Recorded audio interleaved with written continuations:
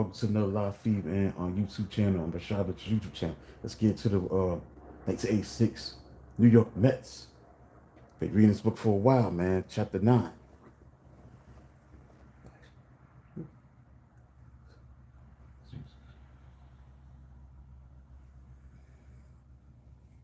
Just routine, man. August 1986. It's from the New York Mets book, 1986 One Year Dynasty, inside the rise and fall of the 1986 Mets, baseball's impossible one and done champions. On the 1st of August, Montreal capitulated. Manager Buck Rogers, whose second place Expos came into Shea Stadium trailing by 15 games, conceded the obvious after the Mets 3-1 win as the White Gooden beat his childhood friend Fred Yeomans on the third trot. Montreal lost not only the game, but also former vets Hubie Brown, Brooks, and Mike Fitzgerald to injuries, topping the pile of already injured Spokes. The Mets needed an opponent to concede about as much as Ronald Reagan needed a concession speech to inform him he won the 1984 election over Walter Mondale. Dutch won 49-50 states over Fritz, the former vice president of Jimmy Carter, who won all of 6 states against Reagan in 1980, whether it was presidential election, Super Bowls, or pennant race. Though was always a possibility in the 1980s.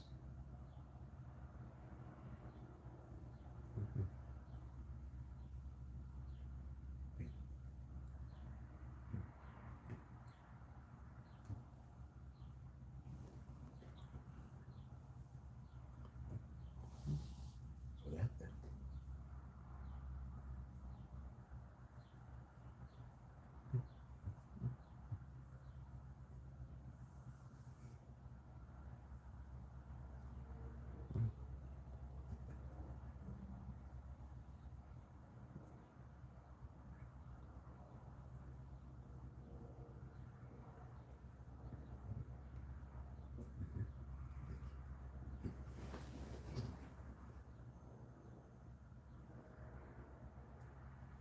Rogers' concession made it less honorable when Montreal dropped the next 2 games to push New York's lead to 17.5 by the time the Expos walked off the field Sunday. Trying not to watch as the Mets mobbed Ray Knight following his game ended, sent him in the 10th inning. Montreal wasn't even second place anymore.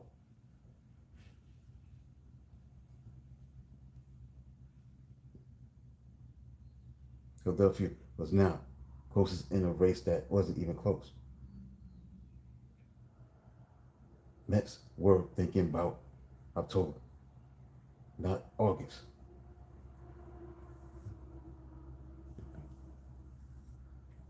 They busied themselves constructing a roster for that inevitability. Frank Castle was not afraid to bring ex-Mets home to Flushing. Dave Kimming, Rusty Staub, Tom Seaver were Mets stars sent away by the previous regime and extremely unpopular, unwise trades. Cashin brought each back in the early part of his Mets tenure, if no other reason, to keep fans interested during the whole self-rebuilding.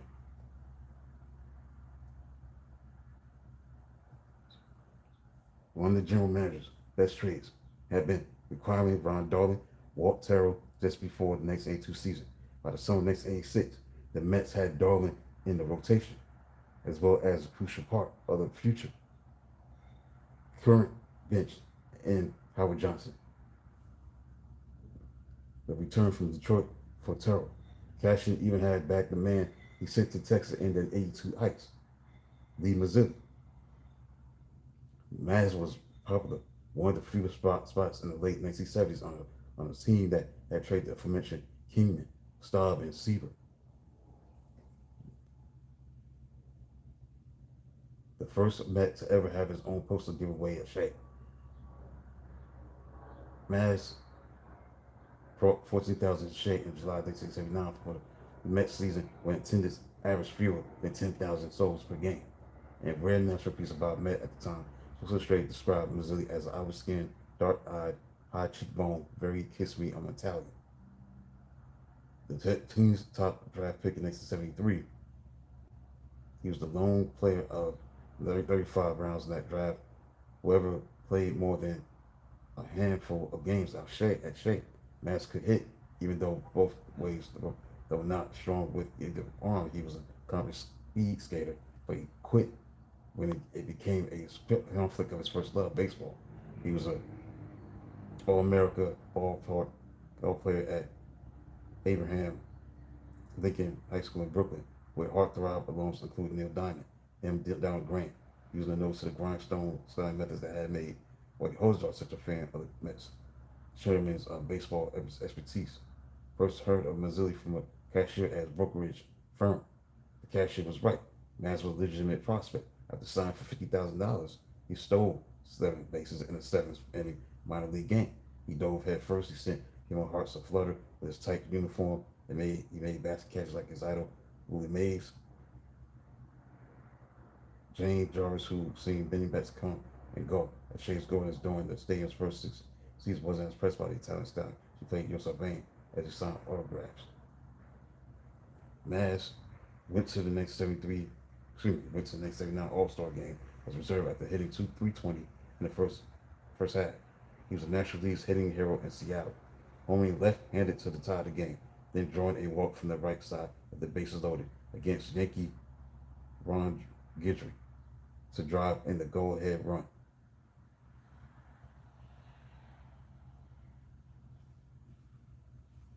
He lost the All-Star MVP to Dave Parker's defense. Funny as it seemed, considering that Parker's 86 fielding gaffe had set the stage for Orozco without outfield switcheroo. But the Mets, with the team scrapping bottom and under new management in 1980, no Mets place secure. Mazzilli was lost in his position in center field, switched to first base as Mets prepared an opening for Mookie Wilson. Maz moved to left field in 1981. The Mets moved him to Texas in the spring of 1982 because the Mets outfield was the rival of George Foster manager's crust. So were Mets fans, who gave Frank Castle such a hard time about the trade that the general manager took his signature bow tie when riding the number 7 train to make it tougher for God fans to recognize him and say things like, why in the name of God did you ever trade Lee Mazzilli? But in summer 1986, Cashin brought him back. Cashin signed 31-year-old Mazzilli to a minor league deal a little over a week after Miserable Pirates released him on July 23rd. He was a common player needed for the major league team's roster for the postseason, not just help win games for Tidewater. Those home runs first at bat, as was not lost on New York. Thanks to the daily progress reports in the city papers and a complete turnaround from 1982, George Foster, now in the late last year of his making a contract, found his place precarious and Flushing. Beyond a 16-game stretch in May and June, when Foster hit .333 with 8 homers and 20 RBI. He was consistent, to be kind. Mazzilli was just a better fit for the Mets in '86, but he was 6 years younger. A switch hitter his average was .262. Able to still run well, very versatile and experienced pitch hitter. He cost the Mets a mere $20,000. So the Mets were responsible for his contract for the rest of '86, and $650,000 owed him in '87. Most importantly, Mazzilli was neither tardy nor did he insult management's integrity.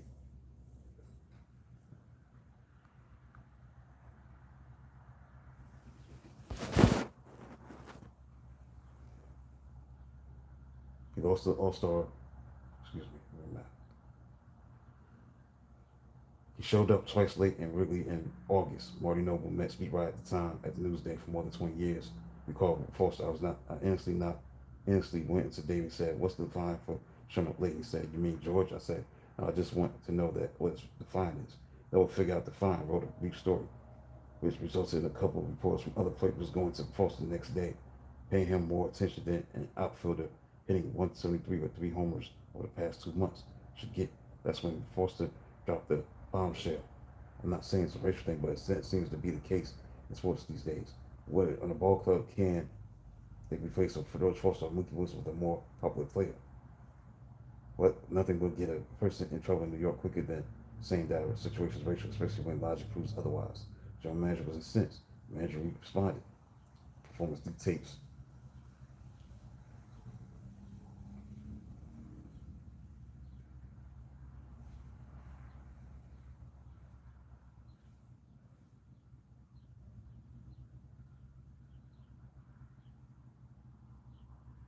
performance dictates.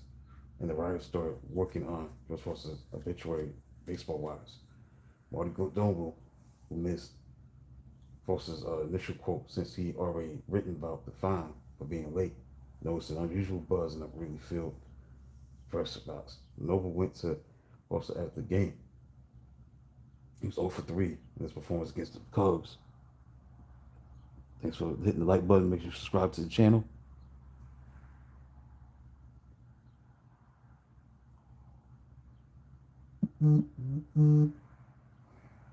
If it's about race, you better get this straightened out. Because if you don't, you're going to be released by 9 o'clock tomorrow. No, I got it all straight. Also straight talks to all the reporters. So reporters and the outfielder was in the Mets dugout the next day, striking out as a pinch hitter in a 4-2 loss to the Cubs.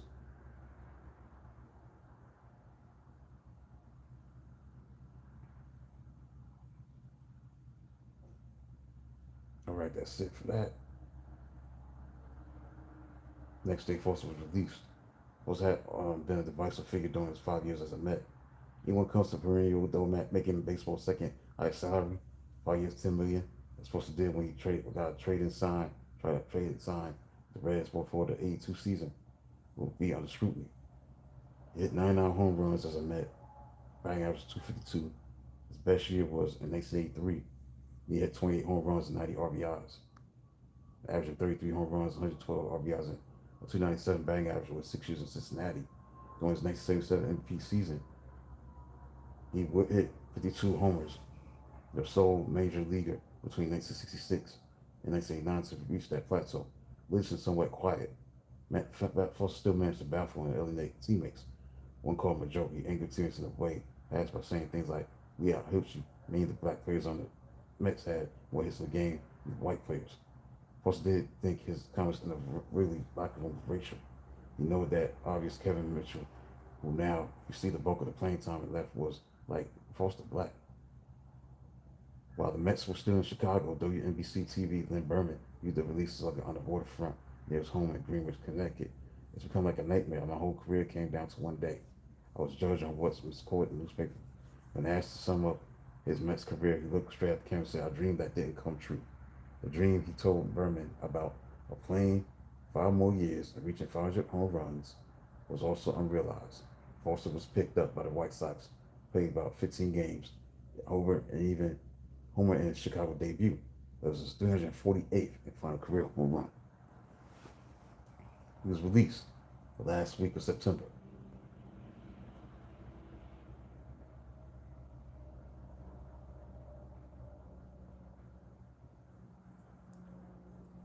David Johnson, another TV station, since I was his former left fielder, meant that he turned out the way things turned out. But this still come up. It's a shock and saddening to me. But it's something I can't condone and I can't have.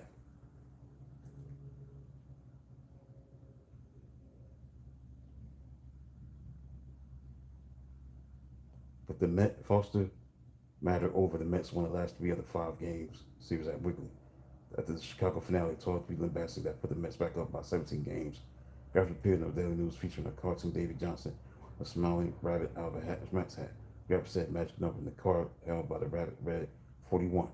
6 years after Madison Avenue Madman had made the promise, it was the magic the fans wanted back. The countdown to the clinching was on August 8th, almost 2 months before the last game on the schedule.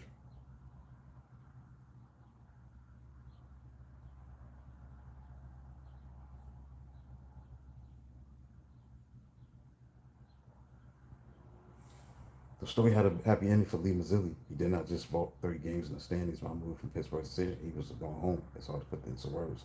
It's probably the greatest feeling of my career to come back and play in New York.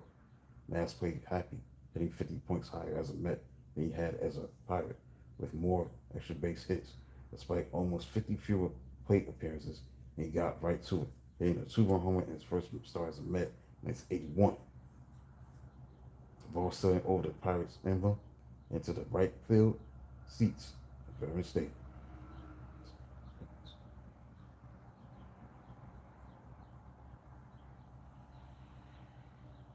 Wookie Wilson, already part of a crowded outfield mix of 6, still applauds the decision to bring back the former Shea heartthrob turned role player. Mazzilli helped because he was a switch hitter who could play first or the outfield, and that gave us more versatility. The only knock on Mazzilli was that he couldn't throw in the outfield, but he could still start a rally.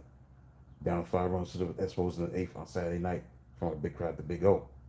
Mazzilli drew a walk as a pinch hitter after Howard Johnson led off with a pinch hit double. The Mets scored 7 runs. The Capper they went home by Wilson against right-hander Tim Burke. Potential double play. Ball was thrown. Made by Hojo. Took over at shortstop.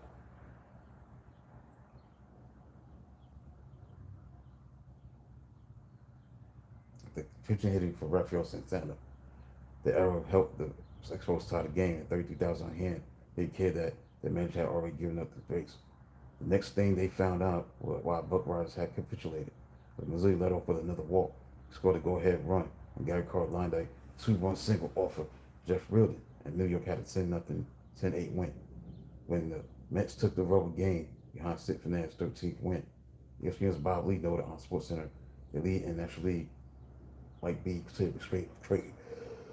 The Mets were in front by 19 games on August 11th, the largest lead by a National League team on that day in the 20th century. It was a half game better than the 1945 Cardinals. Back when there was a war on, and Americans were more interested in filling troop ships than major league rosters.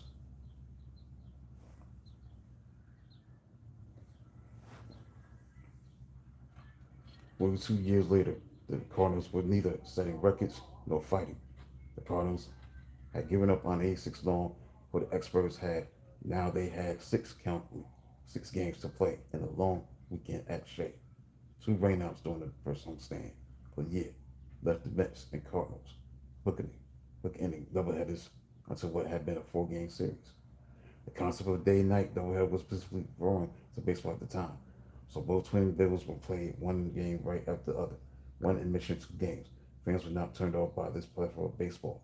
Even with no promotion that weekend, National League still registering his as fannies and seats. The Mets set an attendance record for a 4-day series with 185,445 and reached the 2 million mark at the earliest time in club history. What the fans saw was far from pretty. It began as a happy note when, with Kevin Mitchell, team barber, jack of all trades, emerged from a slump. Hayes, after being beaten in Montreal, had required 2 stitches, resulting in blood vision. We saw southpaw Tim Conroy's, which was enough to launch a 2-run home run to the picnic area to give the Mets the lead in the 7th inning of the opener. Pack picnic area. Mitchell came through his next time up with a game-ending single off fellow rookie off of the year candidate Todd Wardle. Moments after Rafael Santana had been thrown out at the plate, it was the Mets' 8th straight win against Nemesis St. Louis. Starting with the nightcap, however, the Mets scored just 5 times the next 4 games and held their breath as the bodies piled up. Gary Carter was supposed to be rested by playing first base on Saturday, a day after the night game, by diving from Mike Lavalier's hard grounder. Carter injured his left thumb, didn't help his finger when he dove for Ozzie Smith's bunt for the 3rd out.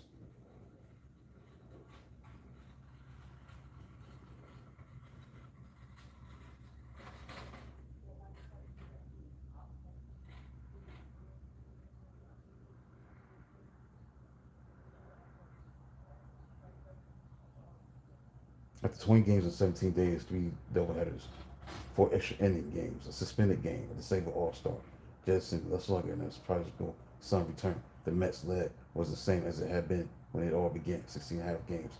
Even after this lackluster stretch, going 8-9, after sweeping the first series in the proverbial dog days of August, the magic number wasn't even 30.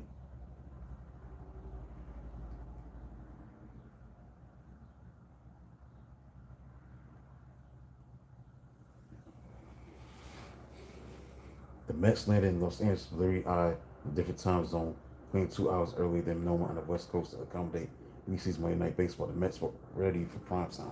It was their 8th appearance on ABC. The network's sporadic baseball broadcasts feature the Mets 2/3 of the time. It seemed fitting that the network blazers worn by eight announcers Al Michaels, Jim Palmer, and Tim McCarthy, Mets Lou Hugh.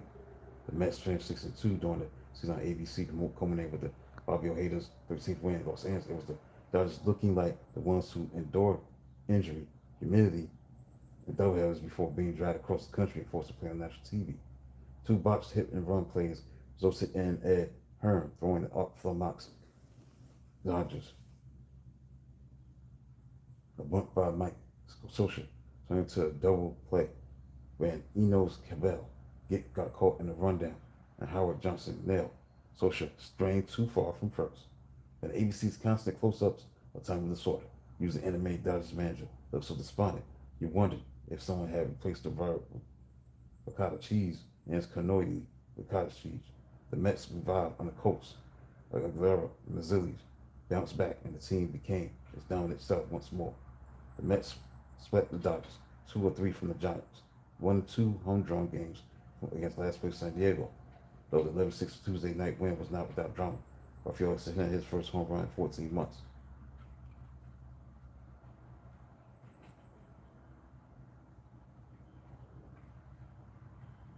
370-foot drive so unnerving uptight Padres manager Larry Bowa that he moved top starter Dave Dravecky in the second inning with Mets pitcher Sid Fernandez coming up. Give away that series to Padres fans was a flip book of pitching 10 tips with Dravecky, plus Smokey Bear's tips on preventing fires. Reliever Gene Walter was no Smokey. He got burned when El Cid doubled to spur a 4-run rally in the fourth. The Mets piled up 21 hits, but Davey Johnson still found cause to be angry. Pitcher with a 10-1 lead, Fernandez allowed a walk, 2 singles, and a home run. Home runs off the not-so-potent bats of Jerry Royster and Bruce Bochy, future World Series winning manager of a career 239 member of the backup catchers guild. Johnson lit into Fernandez to the press after the game so his weight. So Fernandez had put on 15 pounds to start the season. The magic number down to the teens and the point got him. Johnson was interviewed by Marv Albert for NBC's Game of the Week a few years later with footage of Fernandez and the son wearing the sweat-inducing rubber jacket. Johnson did not declare the issue was resolved but called himself out as well. I know about excess weight, so I'm trying to work mine off, and Sid has been doing it all year. 30 years later, that 8-1 August road trip is still the gold standard for the Mets on the West Coast. They may better that mark on some future California trip or tour, but it could not have a better ending than this trip. It's still a staple on SNY's Mets classics. Doc and Dow should have been the heroes. Going to toss 94 pitches over 7 innings, allowing just 1 run on 7 hits and a walk with 7 strikeouts before a slight tightness in his shoulder brought an end to his night. Strawberry drove in 4 runs in his first two times up the bases loaded single and a home run with the man aboard. The 100th career long. Mets shell Wilson mercifully traded back to the Padres in '86 after he developed a complex about pitching at Yankee Stadium. The Mets held a 5-1 lead on San Diego heading into the bottom of the 8th.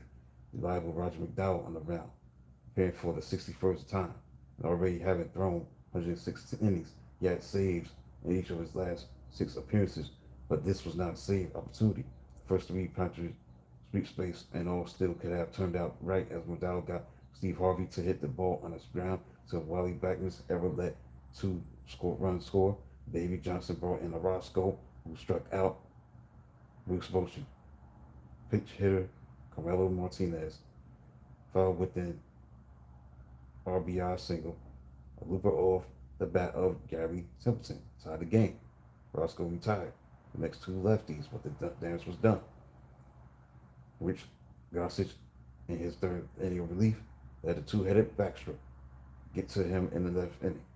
Lee Dykstra and Wally Backman were in no opponent's clubhouse attendance. They were diving, sliding, spitting, and hitting. But the Nets tied up with the Padres. Lenny single took in third on a base hit by Wally. Keith Hernandez hit a long fly to Kevin McDaniels in center field to score Dykstra and give the Mets a 6-5 lead.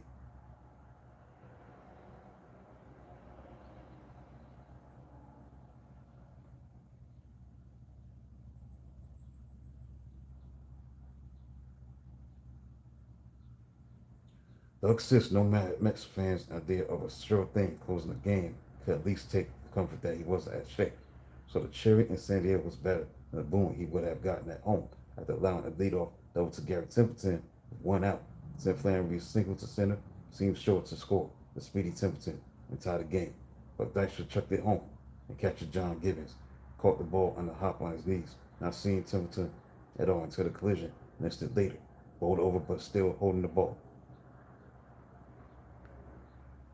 Gibbons heard six, yelling in his ear to throw to third.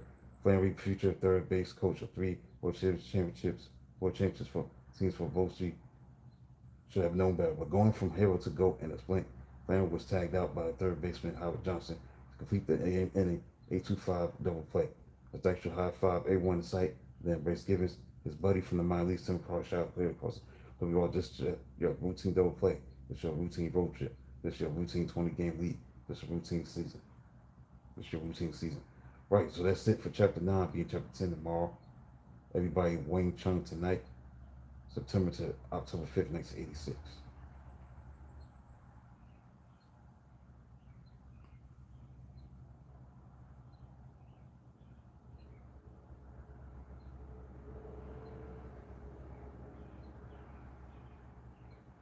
From the 1-Year Dynasty book about the Mets of 86, inside the rise and fall of the 1986 Mets. Baseball's impossible one and done champions.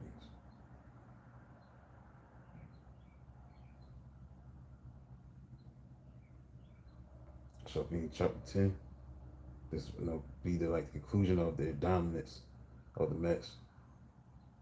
Before we get to Part 2, Destiny. Right, so it's a great book, man, to learn about the 86 Mets, that great team that won the championship in 86. I want to read on the 40th anniversary of that team. So that's it, man. Next time I'll be doing a live stream. It'll be at 1 o'clock. We're talking about the 1981 Eastern Conference Finals, the 45th anniversary of that matchup, because that may have been the greatest conference finals ever, East or West, between the Philadelphia 76ers and the Philadelphia 76ers and the Boston Celtics. So I want to do that one, that piece at 1 o'clock. Then at 2 o'clock, I'll do an interview that I did with Craig Redmond. He's a drummer. Actually, he's a member of my church that I go to currently, and I did an interview with him in studio in Inkwood, New Jersey at the time. Yeah, I believe that he was the first in studio guest, because he was in the studio at the time. I remember it well. And that's basically it, man. That'll be it for the live stream for today.